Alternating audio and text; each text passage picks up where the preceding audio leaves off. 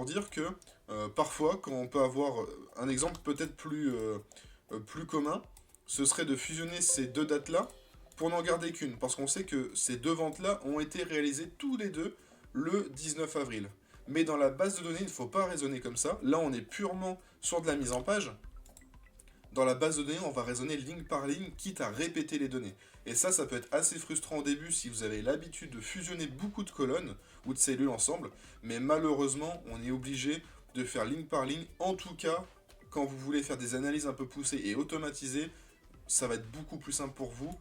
Sinon, il faut passer par du Power Query, venir remettre les données, etc. Et encore, il faut vraiment que le cas soit bien fait, que la situation le veuille bien, pour dire que ce soit très fluide.